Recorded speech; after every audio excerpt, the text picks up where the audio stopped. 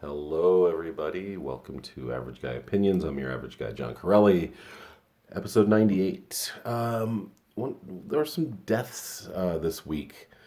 There were many deaths this week, but there were a couple famous ones which I thought were interesting to chime in on and tell you about a twisted little thing I used to do.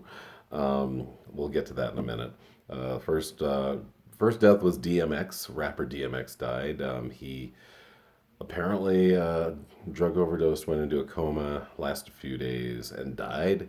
For a lot of people, he was a pretty important rapper. He came out a little late for me. I didn't. He was a '90s rapper, and I didn't really get into '90s rap as much. I was more of an '80s rap kid. So, I, I Jam Master Jay, when he died, that was a bummer for me. That was sad for me because he was part of Run DMC was one of my first rap groups that I ever listened to. Started listening to them in like '83, '84, and they changed my life as far as my musical tastes. So when Jam Master Jay got shot in a recording studio, um, we don't even know why really. Gosh, that was a while ago. Let's say that's back in maybe 2002, four. I can't remember, but it was a while ago, and that really bummed me out. I mean, let's be honest, their best music was 99.9% behind them. I mean, there's unless for some reason they somehow found an elixir to make 40-year-olds good rappers, and better musicians, which is rare. Their best music was past them. Um, but yeah, that's so DMX didn't mean a lot to me. It's not a slam on DMX. It's just he didn't touch me the way he touched other people. Um, I think he won a couple Grammys. Sounds like he had a pretty good career. Now let's go to who else died this week, and that was Prince Philip. And it's interesting, just the juxtaposition of these two men, how different their lives were, how very different their lives had to have been, right? But they both ended up being famous people. So like Prince Philip almost doubled up DMX in age, as many of you know. He's been sick for a while, probably the last month. He has been extremely memeable. There are so many pictures of that old man looking like a corpse in the back of a car, and so many memes about that man. A little rough. No one looks good at 99, or very few people do. A couple weeks ago, or about a month ago, I talked about my ex grandmother-in-law Millie. She looks pretty good for 100. I got to give her credit. But most people that make it to close to triple digits don't exactly look good, even if they're royalty and have pretty much been pampered their entire life. 99's a big deal. And so it was kind of rough the way where they were treating him on Twitter and other social media. Entertaining. Hopefully, it didn't hurt his feelings. I can't imagine a 99-year-old royal getting upset or even paying attention to that stuff. People are making jokes about how Queen Elizabeth II is now a widow at 94. So, guys, take your shot. I know I am. So silly. Anyway, so this reminded me, though, of what I used to do. I haven't done it in years and years, probably about 10, 15 years since I've done it, but I did it a lot in the '90s, and probably up until about 2005. It's called a Deadpool. Now, some of you know what this is. A lot of you probably don't know what this is. It's kind of fucked up, really. But what it is you usually do it as a New Year's Eve party, and you basically it's a pool, so you put in maybe $10 each, maybe $20 each is the way we did it, and you bet on who's going to die, famous people that are going to die over the next calendar year. And we had a lot of fun with it. We would name our teams. Everyone like put coffin in their name, or oh gosh, I can't even remember. One time I think I was the worst karma. You try to get creative with it. And we did ours as a draft. So you couldn't pick the same person. No, and we had one year we had like 20 teams. So you had to get pretty creative and really do research, because 200 people, you really needed to know who was likely to die. Excuse me. Maybe I'm gonna die.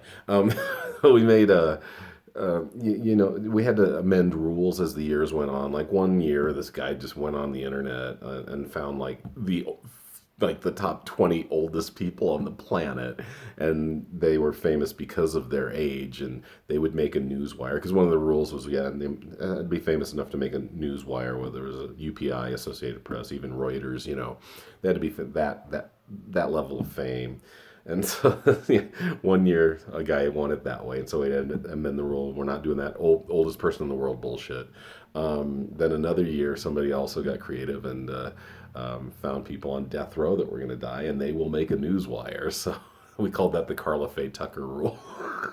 Because Carla, I don't know if you don't know who Carla Faye Tucker is. She killed a couple dudes with a pickaxe. I want to say maybe in the 90s. I'm not sure the exactly, and claimed that she had an orgasm every time she struck one of her victims. Now, having said that, I think if you ever saw the movie Monster, you could sort of see the Carla Faye Tucker situation where she was as much of a victim as she was a criminal. But yeah, they put her to death in Texas, I want to say in the early 2000s. She was only 38 years old. And so that's another thing about the Deadpool. If say I pick 10 guys, another person picks 10 people, and you each get 3 people. Well, the tiebreaker was who was the youngest out of those 6 people. That's how you won. We had a little. Oh, it was silly. We had a plaque, like a coffin-shaped plaque, and we had little names on it. I made it 3 times. I was proud of myself, real proud. My mother was too. But it was a lot of fun. It was just a reason for people to get together on New Year's Eve and just like turn to each other, goes, what is wrong with you? And the Betty White would be a perennial first round pick, but we just had fun with it. And I imagine if there are still people doing Deadpools, that I'm quite sure Prince Philip was on there. So congratulations to whoever got that. The Carla Faye Tucker rule is a wonderful thing. Carla Faye Tucker rule, no old people rule. I'm trying to remember. There are probably some other rules, because you had to make it at least fun and somewhat of a challenge. Because we knew as soon as they did that, like the oldest guy one, we're like, oh, okay.